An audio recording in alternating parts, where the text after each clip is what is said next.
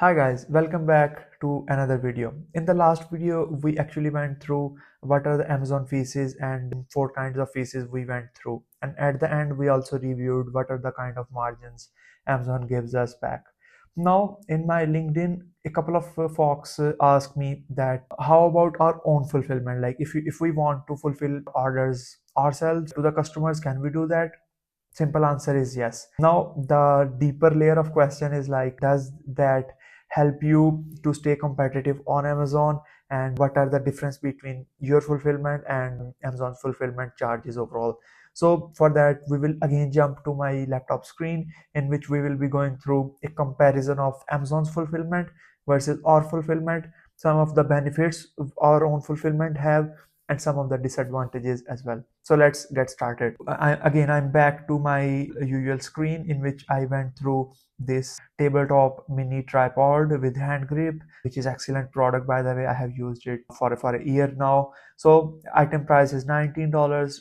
Again, you can see all the referral fees, Amazon fulfillment fees, storage cost, and other kind of fees. Now if I start from the your fulfillment, so you can add it here as well.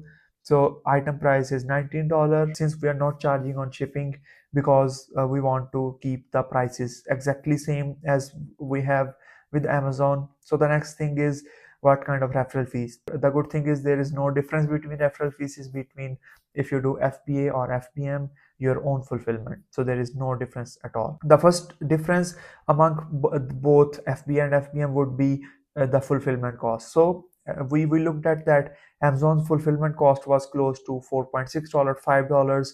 And first, now you have to see what your fulfillment cost is.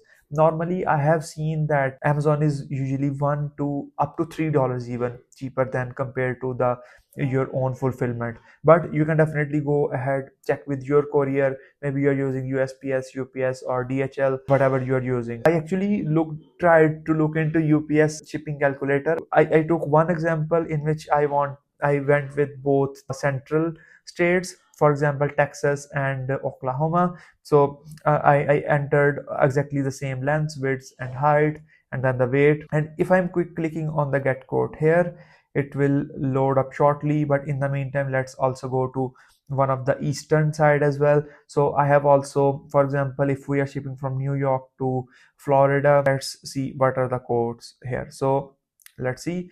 Now it showed me $14.6, which I suspect would be true because the difference not so high. But if this is true, then that means doing FBA all the way is the best thing you can do.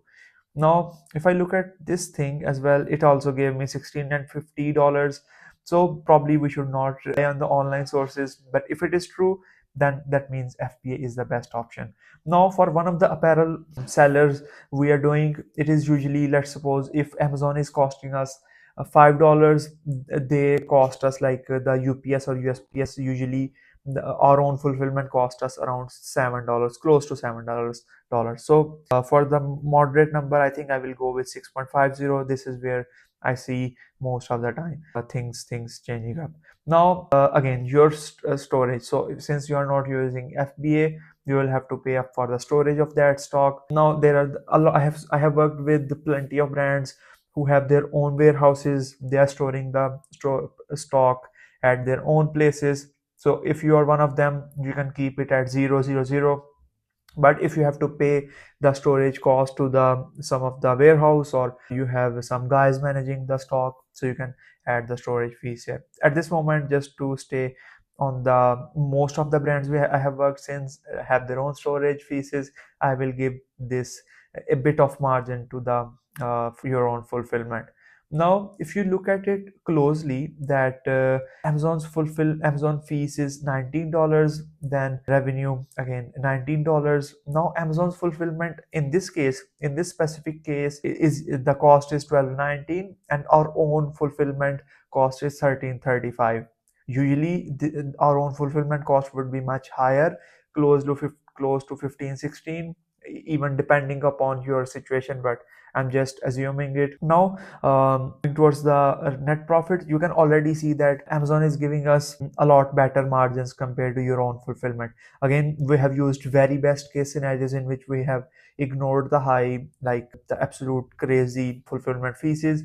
We have imagined that you have very best contracts with your courier companies and they do not delay it. Now, still in this case, Amazon is clearly winning, despite they have inbound charges, they have storage fees and everything, every hell of the cost they are charging, but still they are winning. Now let's suppose you are able to even match the number of Amazon 4.50. What was the cost? So let's suppose your Amazon fulfillment cost is even higher than yours. So this is like very ideal case scenario in which the Amazon fulfillment fees is higher than yours. Now still bigger question is the cost, is there any other change in the strategy or benefits that FBA sellers get? The simple answer is absolutely yes. So a couple of benefits if you are doing FBA is, number one is Amazon manage the return process and the customer support. So you do not need any customer support team usually. Since Amazon is fulfilling your products, Amazon will be responsible for everything from customer issues management, from the broken products to the returns, everything Amazon will manage it. Whereas in your fulfillment, you have to stay on the warehouse so that you can accept the broken items. You have to re-assort them, and that is extra labor to you. Now let's talk another example. Let's suppose this mini tripod is doing FBA. Will he get any benefit in the ranking, or Amazon will prioritize that to show to customers? Again, the simple answer is yes. I would not rule out that with FBM, you cannot rank, you cannot make profitable business. We have built profitable businesses doing FBM as well, but Amazon, like the kind of fulfillment Amazon usually prefer FBA as a whole. So these are kind of two things we have. But for example, for apparel founders, maybe for example, in which you have hundreds of thousands of variations and you have your in-house team as well who manages them. It is again, if you then go to FBA, it will be difficult because sending 1,000 products to FBA will suddenly increase up your storage cost, and you need very advanced inventory management system or skills to stay in stock for the products that are absolutely selling like well. Now if also, since if you have a lot of SKUs, do not send everything to FBA, just send the best sellers to FBA so that you can still catch up the benefits while not committing to a lot of upfront investment. Now I think after this I will go every time with FBA, but some of the times, some exceptional cases, I also do FBM as well. I hope this video was helpful to clear up your doubts. If you have any questions, drop them below and I would be happy to answer.